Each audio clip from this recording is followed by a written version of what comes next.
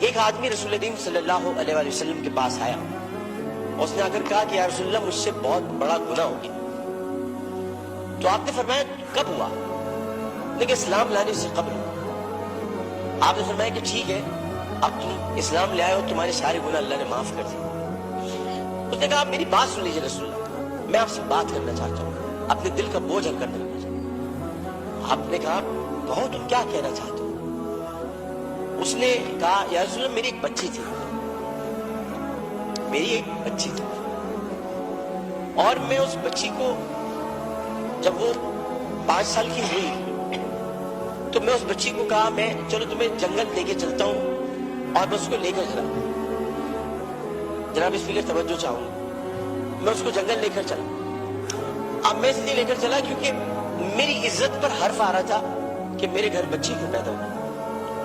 نبی کریم بہت غور سے سن رہے تھے۔ صحیح بخاری اور صحیح مسلم میں اس حدیث کو بیان کیا، ترمذی شریف میں بہت تفصیل کے ساتھ۔ تو انہوں نے بہت توجہ سے سنا اور آپ کہنے لگا میں جنگل میں لے کے گیا، پھر میں نے گڑھا کھودا۔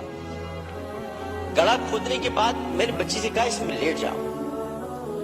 اچھا جب میں گڑھا کھود رہا تھا تو یا رسول اللہ مجھے بات یاد آئی کہ وہ کھودتے کھودتے مجھے پسینہ آنے لگا، تو اس نے اپنے چھوٹی سی چادر سے میرا پسینہ بھی صاف کیا، اور اس کے بعد میں نے اس بچی کو گڑھے میں ڈال دیا، اور پھر میں نے مٹی ڈالی تو عربی میں اس نے مجھ سے کہا ترجمہ آپ کے سامنے پیش کروں، بابا بابا میں مر جاؤں گی بابا، اور میں نے اس کو مار دیا۔ بہت دیر تک خاموشی حجر رسول میں رہی۔ اس نے دیکھا تو رسول کریم صلی اللہ علیہ وسلم رو رہے تھے۔ خاتم النبیین، سید المرسلین، شفیع المذنبین، انیس الغریبین، رحمت للعالمین، راحت العاشقین، مراد المشتاقین، شمس العارفین، سراج السالکین، مصباح المقربین، محب الفقراء والغرباء والیتام والمساکین، ہمیں سکھاتے ہو، ہمیں سکھاتے ہو، ہم تو ختم نبوت کے محافظ، ہمیں سکھاتے ہو۔ سید الثقلین، نبی الحرمین، امام القبلتین، وسیلتنا فی الدارین، صاحب خواب قوسین، محبوب رب المشرقین ورب المغربین، جد الحسن والحسین، مولانا مولا الثقلین، ابی القاسم محمد بن عبداللہ۔ پر درمیان میں نہ بولو، حدیث کے درمیان نہیں بولو۔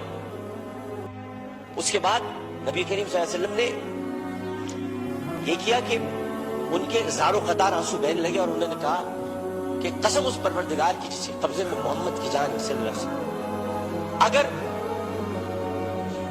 تو اسلام نہ لاتا تو میں تجھے سر عام سب کے سامنے تیری گردن اڑاتا۔ یعنی مطلب یہ ہوا کہ نبی کریم نے بہت پہلے بتا دیا تھا کہ بچیوں کے ساتھ ظلم کرنے والوں کو سر عام ان کی گردن کاٹی جائے۔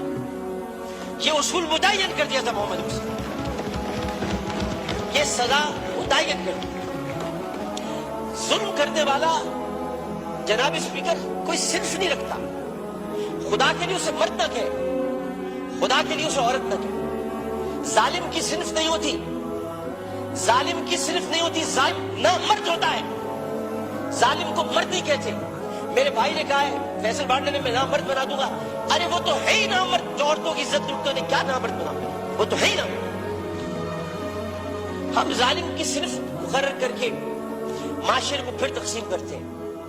ہمیں کسی کی صنف مقرر نہیں کرنی، ہمیں صرف اور صرف قرآن اور سنت کے مطابق ان سزاؤں کا احیا کرنا ہے جن کی ضرورت ہے۔ بحث ہمیں یہ کرنی ہے کہ انسانیت کی تسلیم ہوئی، بحث ہمیں یہ کرنی ہے کہ ہم کیا کر رہے ہیں، بحث ہمیں یہ کرنی ہے کہ اگر ہم ریاست مدینہ کے دعوے دار ہیں تو ریاست مدینہ میں اگر ایسا واقعہ ہوتا تو ہم کیا کرتے۔ ہمیں یہ کرنا، ہمیں قانون سازی کرنی، ہمیں اسمبلی میں بیٹھ کر اس معاملے کو مل جل کر حل کرنا ہے۔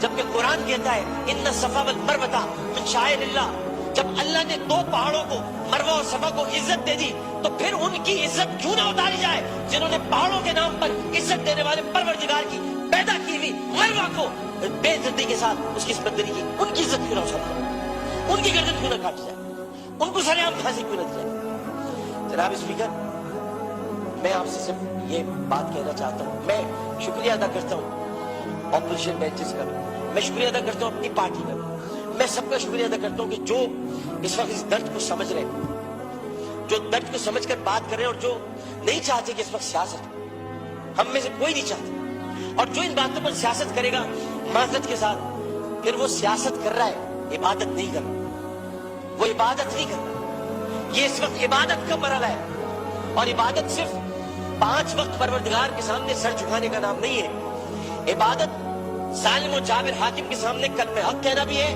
اور عبادت اپنی جگہ پر رہتے ہوئے جو اللہ تعالیٰ نے قوت گویائی عطا کی ہے.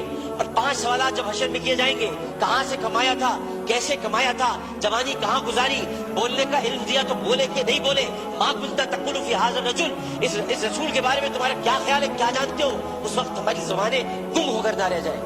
اس لیے ہمیں اپنی اپنی جگہ پر رہتے ہوئے اس کو عبادت سمجھ کر اپنا حق ادا کرنا ہے.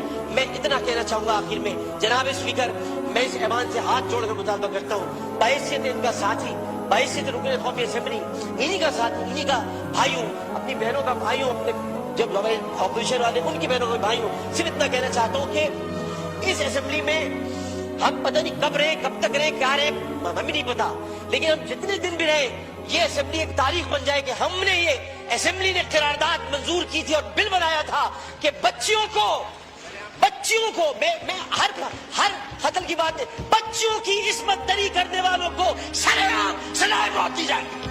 شکریہ جناب.